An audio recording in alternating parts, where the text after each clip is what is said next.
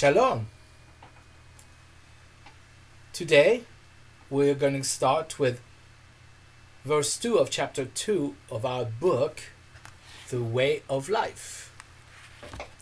We've done chapter 1 before. I hope that you have had the time also to listen to the introduction on the Patreon site. If not, please make sure to do it.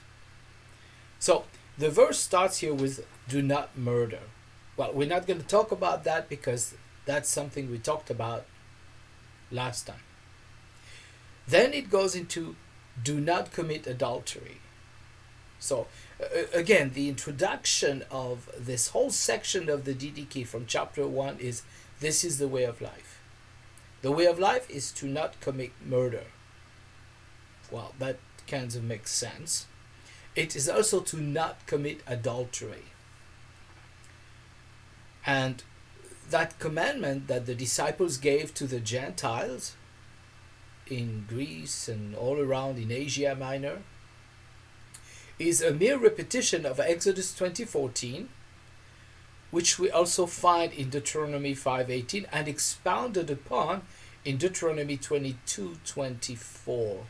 I will start to read from Deuteronomy 22, start verse 22, which says, if a man is found sleeping with a woman who has a husband, both of them must die. The man who went to bed with the woman and the woman too. In this way, you will expel such wickedness from Israel. God called this behavior wickedness, and he wanted his people to have nothing to do with it.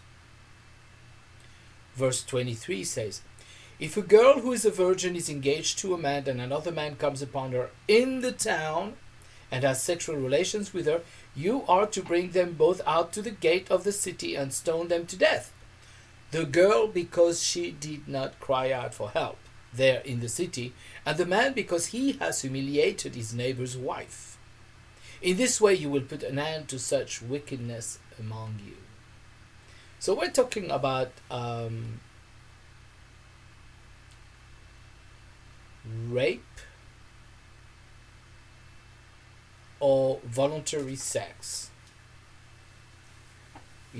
but here it seems to be talking about rape because she's expected to cry out for help while in the city. In the city, somebody will be there to hear. Verse 25. But if the man comes upon the engaged girl out in the countryside, notice that twice it's talking about an engaged girl. She's not married, but the bounds of engagement are as strong as those of marriage. And the man grabs her and has sexual relations with her, then only the man who has intercourse with her is to die. So we're talking here about rape again. And in this case, only the man is punished, not the woman. It says in verse 26, you will do nothing to the girl because she has done nothing deserving of death. The situation is like the case of the man who attacks his neighbor and kills him. For if he found her in the countryside and the engaged girl cried out, but there was no one to save her. Like if you're in the desert or in the country and in the woods or whatever and there is nobody, she's not going to get help no matter how much she cries, she screams or yells. But in the city, if you don't go for help, why? Are you gagged? Or maybe there is a reason, but you should try to get help. So the issue of trying to get help is very important. But if the girl, if you're in the country, whether you cry for help or not, it doesn't change. So there only the man is put to death for the crime of rape. If a man comes upon, verse 28, if a man comes upon a girl who is a virgin but who is not engaged and he grabs her and has sexual relations with her and they are caught in the act, so there's a lot of stuff here. Girl who is a virgin, she's not engaged, he grabs her to have sexual relations with her, and they are caught in the act. Then the man who had intercourse with her must give to the girl's father 1¼ pounds of silver shekels, and she will become his wife. So basically the punishment is that she's forced to marry him. This part always reminds me of a very famous movie, 7 Brides for 7 Brothers. If you have not seen it, it's actually something that happens in Oregon. So then the man who had intercourse with her must give to the girl's father 1¼ pounds of silver shekels, and she will become his wife, because he humiliated her. He may not divorce her as long as he lives. So he was forced to marry her, and she was forced to marry him. Maybe we feel, well, it's not exactly fair, but this is where I say, I didn't write this, God did. And if you don't like it, take it up with him. So here, what is the word commit adultery? And in Hebrew, the word is na'af. And in a biblical context, it refers specifically to voluntary sexual relations between a married or betrothed woman and a man who is not her husband.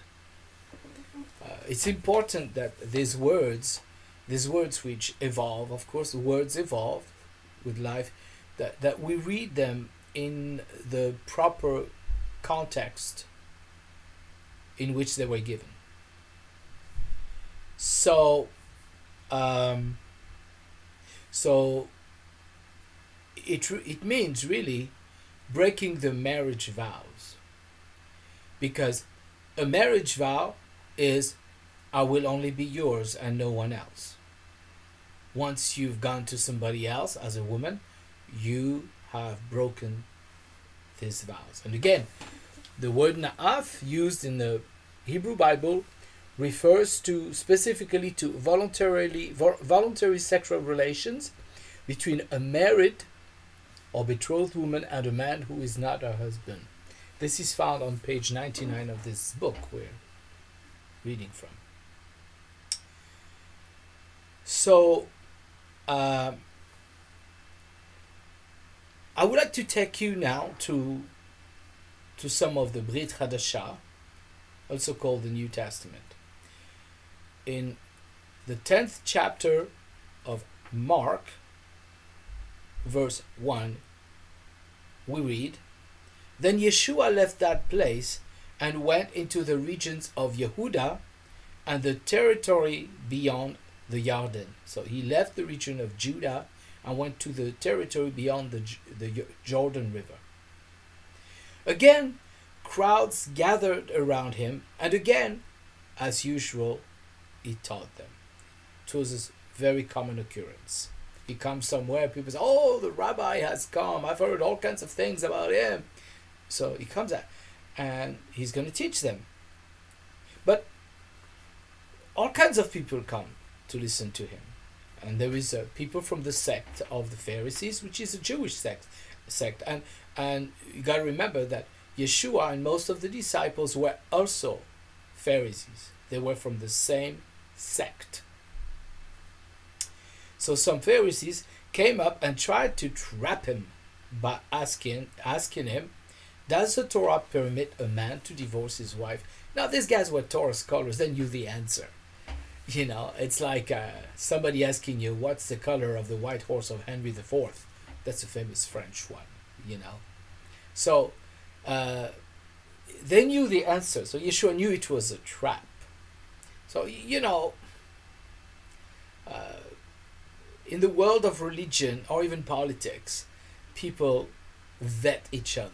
People always try to see, where are you at? How far do you agree with what I agree with, or stuff like that. So Yeshua, he answered to them, what did Moshe command you? He said, you're asking me this question? You're Torah scholars. You know, why are you asking me? What did Moses say? That's where the answer. I don't need to give you the answer. Moses has the answer. And they said, Moshe allowed a man to hand his wife a get and divorce her. A get is a divorce paper. It's a Jewish term. They can give him a man can give his wife a get to divorce her. Now, this is found actually in Deuteronomy 24, 1 through 4, which says, suppose a man marries a woman and consummates the marriage, but later finds her displeasing because he has found her offensive in some respect. He writes her a divorce document, a get, gives it to her and sends her away from his house. She leaves his house, goes and becomes another man's wife, but the second husband dislikes her and writes her a get, gives it to her and sends her away from his house. Or the second husband whom she married dies. In such a case, her first husband who sent her away may not take her again as his wife, because she is now defiant. It would be detestable to Adonai, and you are not to bring about sin in the land of Adonai your God is giving you as your inheritance. There was something in the way God sees marriage, that there is two people and that's it. Anything else is defilement. Again, if you don't agree with it, I didn't make the law. You take it up with him. But there is a problem. I like to read the Bible and the Torah and the prophets. You see, I have all kinds of books behind me. I'm a reader. I love to study this stuff. And I like to find where are there little contradictions, inconsistencies. And here I read in the prophet Hosea that he had to marry a prostitute, that prostitute bore him children, being unfaithful to him. God, it says in the book, God says, go marry a prostitute and then have children with her. And then he finds her unfaithful. So he has to put her away because of her unfaithfulness. But then he's told to remarry her. And let's say if I were the prophet Isaiah, I'd have a little problem. That says, what? I studied the Torah all my life and I know I'm not supposed to do that. Why do you ask me to do that? Ooh, it's a bit difficult. So, of course, there is a reason for that. And we often got to see the what's called in Hebrew the kavanah, the reason for God to do that. And to understand the kavanah, we've got to see things according to God's hashkafa, his perspective. So the idea of a Hosea marrying a prostitute was the way God wanted to show Israel how he looked at his marriage with Israel. The whole idea of what happened at Mount Sinai with Israel was a wedding. That's why today Jews marry under a chuppah. The chuppah is supposed to represent Mount Sinai, where Israel married with God. Married God. God married Israel. Moses was the best man. So here God was trying to illustrate his relationship with Israel, and that he felt like he was married to a prostitute who had been unfaithful to him. But in the prophet Hosea, he takes her back, going against his own law, basically. And I would like to do a little caveat here. Many people teach replacement theology. And in the replacement theology, they teach that God rejected Israel because of its unfaithfulness. And yes, it's true, he said so. That's written black on white in the Torah. God didn't reject Israel. God kicked out Israel out of the land. Sorry. But at one point it does say, I'll give Israel a letter of divorce. I think it says it in Isaiah. You find it yourself. But then he marries her again. you know. So basically what we learn is that, yes, God gave the northern kingdom, Israel, a letter of divorce, a get, it's written, but he takes her back. We cannot read half the text. We cannot say, oh, God divorced Israel, so we cannot read half the text. He takes her back. We got to read the full prophecy.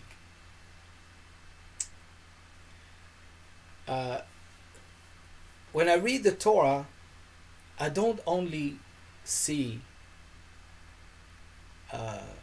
what Hashem expects of us. I believe that what God expects of us is the way He is Himself. The Torah is a definition of God's character. That's who He is. He expects us to live that way because those are the laws of His kingdom, and these are the laws that He believes are good, that He knows are good, and that He lives by. So, what's up with that idea that God tells Hosea to take his unfaithful wife back?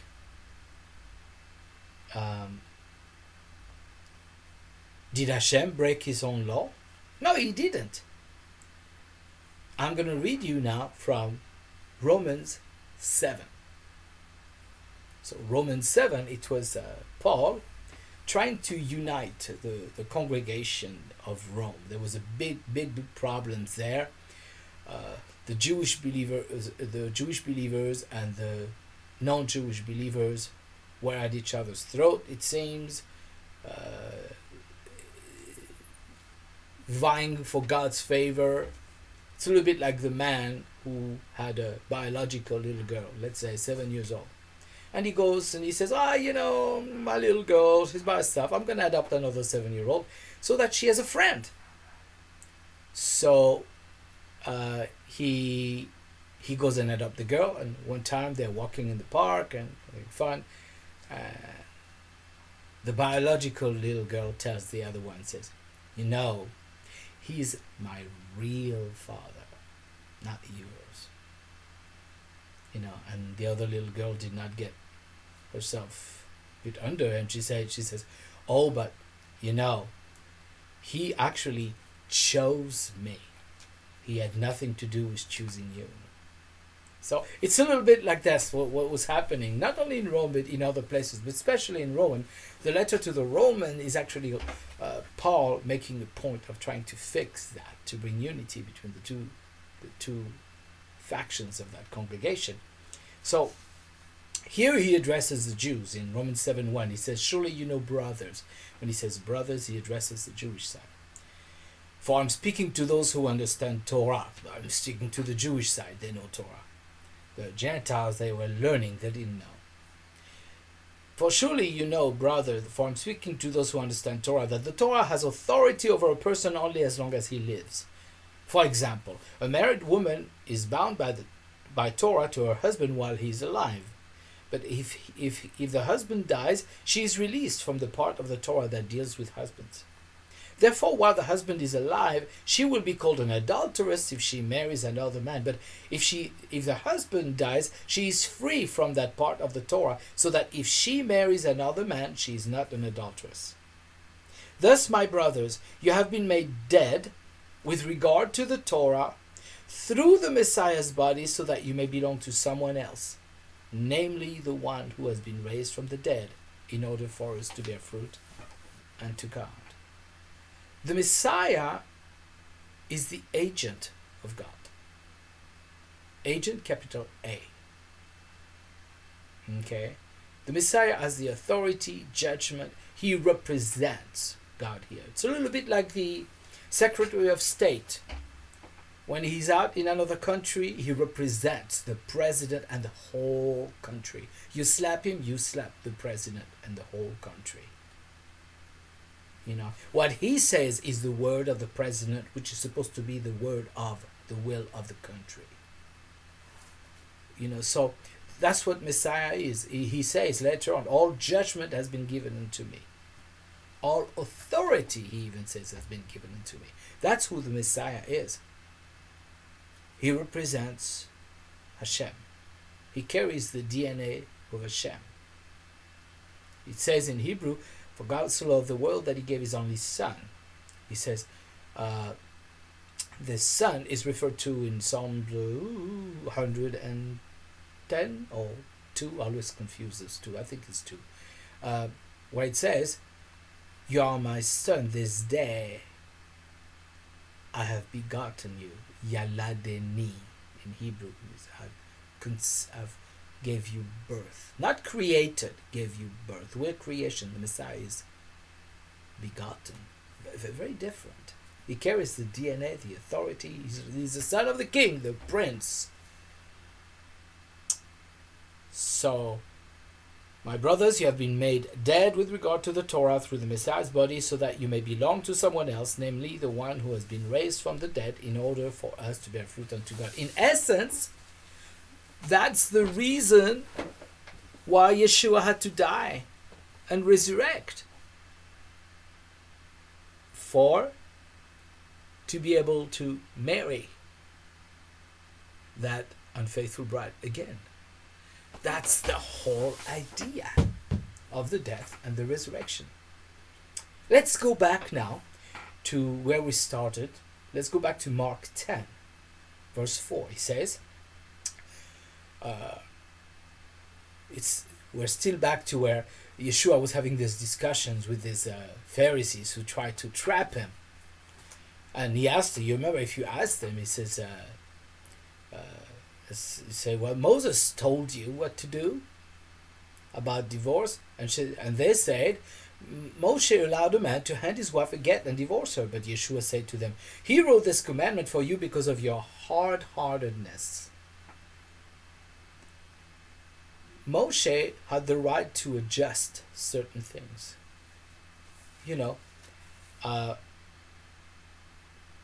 He says, Yeshua said, however, at the beginning of creation, God made them male and female.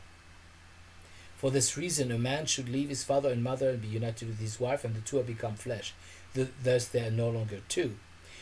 So then no one should break apart what God has joined together. So basically what Yeshua is saying is that in the beginning, God created man, woman, that's it. Done. Moshe was allowed to alter a little bit. Even Yeshua told his disciples, whatsoever commandment you shall relax shall be relaxed. No, it's not what he said. Whatsoever you shall bind on earth shall be bound, whatsoever you shall loose on earth shall be loose. So we can bind the commandment tighter, or we can loosen it a little bit. Because I think there's one thing that we can all see in the whole Torah, is that God, whereas he has his law, he's also aware of the human factor. The human factor is the wild card in the whole deck. You never know what's going to happen. So we've got to allow. So here, this was a situation where, oh boy, this is a tough one, So Moshe was allowed to alter the harshness of the commandment. And that's what I call wisdom. Wisdom in a spiritual shepherd. In the spiritual shepherd, wisdom is to know how to tighten the commandment or to loosen it a little bit. Like, for example, alcohol. Not alcohol, wine. Drinking wine. We're never told we can't drink wine. We need to drink wine in moderation, but we're never told we can't drink wine. But if I have somebody in my place that has a problem with handling wine, I will say, no wine. But if nobody has a problem handling, well, we'll bring a bottle or two. So it's we have to, the Torah is a tool for shepherding also. So, Mark 10:10. So when they were indoors once more, the Talmudim asked him about this. He said to them, Yeshua said to the Talmudim, the disciples, whoever divorces his wife and marries another woman commits adultery against his wife. Yeshua had something. So basically, this is what Yeshua was bringing back the Torah. He was saying, he was answering the question completely. He said, yes, God said no, but Moshe was allowed to relax it a little bit. Because the human factor is the the harshness of our heart. Here's another one on the same subject from Yeshua. Matthew 19:1 says, when Yeshua had finished talking about these things, he left the Galilee, and traveled down the east side of the Jordan River, the Jordan, until he passed the border into Judah. So the first time he was going to the east side of the Jordan, this time he's going back to the west side. Great crowds followed him, and he healed them there. Some Pharisees came and tried to trap him, asking, is it permitted for a man to divorce his wife on any ground whatsoever? Different type of questions. You might say, why is it different in Mark? Why is it different in Matthew? It's a little bit like if I were to take someone into a room. Take 5 people into a room with many objects, and then tell them you have 5 seconds to look in the room. And after 5 seconds, you go out, and you ask them, what did you see? Somebody might have seen the plants.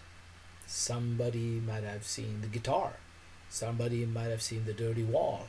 Somebody might have seen the food. Everybody sees something different in the same action. So this is what we have, different writings. We put them all together, we have a full picture. So, and here the question was, is it permitted for a man to divorce his wife on any ground whatsoever?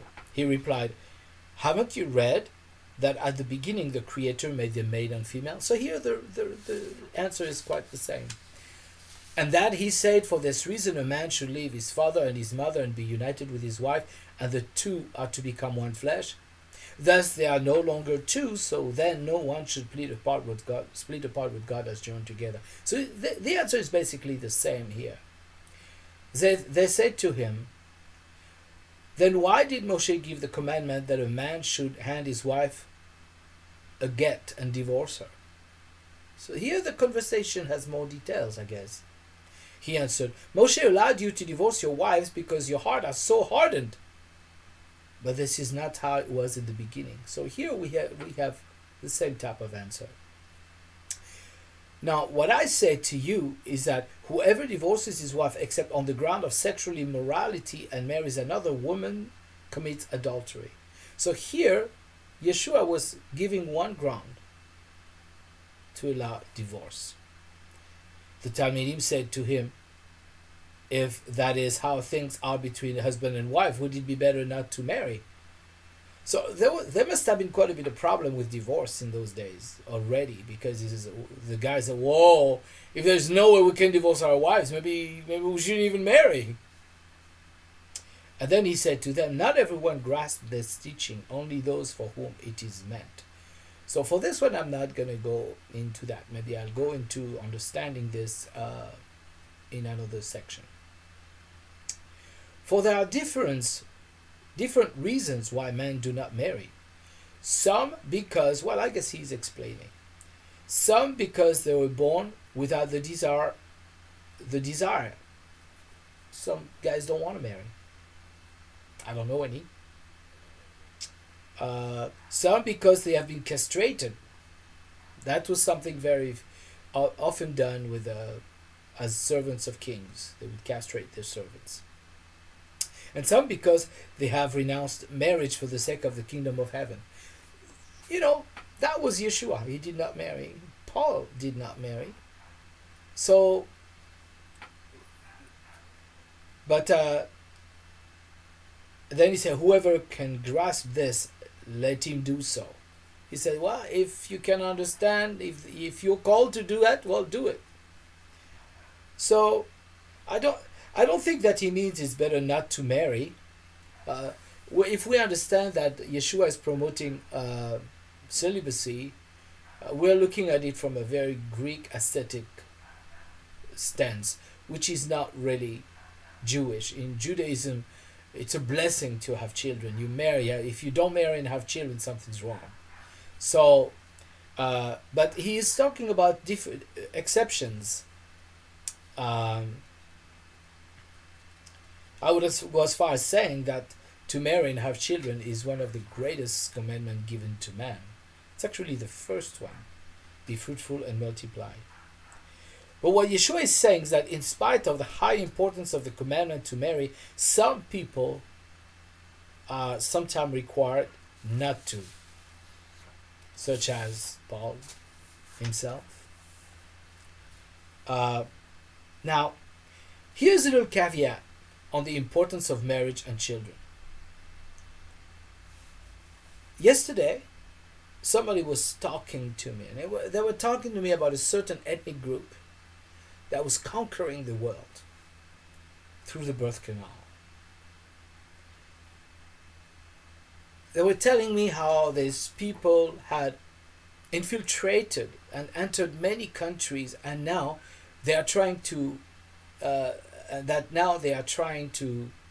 influence these countries with their lifestyle, just because of the sheer number of their presence. They're changing the world through demographics. I understand what people are talking about, but I don't understand why they blame them.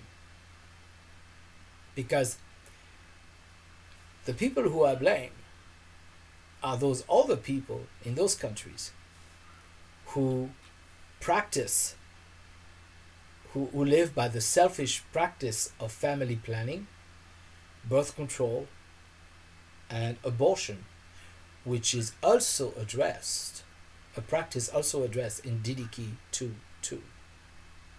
You know, it's like if we were not doing that, we are negating those other people are negating themselves by doing that. I do believe it is the duty of the people of God, whoever they are, to fill the world with their godly children. If we don't, somebody else will. Now, I want to bring one last point about the idea of divorce in the days of Yeshua. The only text in the 5 books of Moses dealing with divorce is Deuteronomy 24:1-4. And its discussion of grounds is perfunctory. Hillel and Shammai, who lived in the generation before Yeshua, took opposite sides in interpreting this passage. So Hillel and Shammai were two sages. They had two different schools of thoughts. They were like two different schools. Hillel was seen as being very lax and gentle and soft. Shammai was seen as being very hard-nosed and very, like a fundamentalist of Judaism. Well, Hillel was a little bit more relaxed. So here, the school of Shammai says that a man may not divorce his wife unless he has found unchastity in her, as it is said in the Torah, because he has found in her indecency in a matter. So here Shammai, who is the guy who is usually very hard-nosed, who is very tough on everything, he says that divorce can only be done for adultery, because of adultery. That's the same thing Yeshua said. But the school of Hillel said he may divorce her even if she burns his food. So whereas Hillel was usually the more lax one, on this one he was really hard. You know, in most commandments, in all the commandments, actually Yeshua followed the school of Hillel. But in this one, he followed after the school of Shammai. I don't know, maybe Hillel's wife was a very bad cook and he had to implement that law. I don't know. So here, I want to go back. I want to go to one last verse, Matthew 5:27-30, where it says, "You have heard that our fathers were told," our fathers, he's talking about people at Mount Sinai, "do not commit adultery. But I tell you that a man who even looks at a woman with the purpose of lusting after her has already committed adultery with her in his heart. So, and then he says, then if your right eye makes you sin, gouge it out and throw it away. Better that you should lose one part of you rather than have your whole body thrown out to Gehenna. And if your right hand makes you sin, cut it off and throw it away. Better that you should lose one part of you than have your whole body thrown to Gehenna. So you find some of the same writings in the Quran. Like that's why in very fundamental Islamic states they cut your hand if you're caught stealing. And but these words are really Semitic, are written in a Semitic form. And the Semitic form is like when David writes, "The Lord is my shepherd, I shall not want." He's not saying God is like a shepherd. He's like a shepherd, but he's not saying he's a shepherd. It's a way of saying God is so caring, he loves me so much. He just gives a picture. So here's the picture is that if a man even looks at a woman with the purpose of lusting after her, he has already committed adultery in his heart. Usually this is viewed as just the fact of looking. You've done it. Wow. By their standard, we're all done. All of us, man. Or maybe just me, I don't know. But I don't think that's what it means. I think what he's talking about is that it starts with a look. So don't, like, if there is a look, turn away. Like when Joseph, the woman, the wife of Potiphar tried to get him, he just ran away. I already said one time the one blink rule.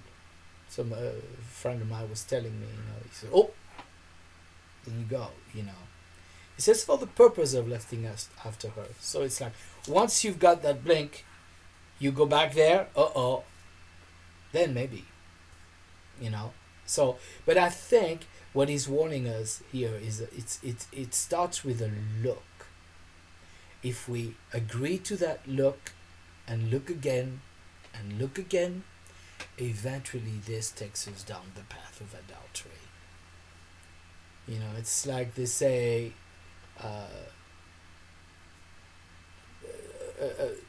a little thing leads us little by little. I heard it said one time how they used to build bridges. They used to have a long time ago, they used to have a kite on a windy day, and the kite would go on the other side of the river and somebody would catch it. So there was a string, that little string. And then from the string they put a thicker string. And then eventually a rope. And eventually a cable. And a beam. So starts with a look. And then when he says it's better to cut off your eye or your hand, I think, to me, I understand it in a much more, that what it means is that it's better to not use it. Don't use it. Okay, no, I'm not gonna, I'm just gonna go walk there and close my eyes, have my blinders on, It's like voluntarily not looking, refusing the use of my eye or of my hand. It's a little bit like somebody who say one who is castrated for the kingdom of God. It's not really castrated, but he chose not to use that function by not being married. So chapter 2, verse 2 of chapter 2 is quite long. We'll be there for quite a while. I hope you enjoyed this teaching, and I will see you next time. Shalom.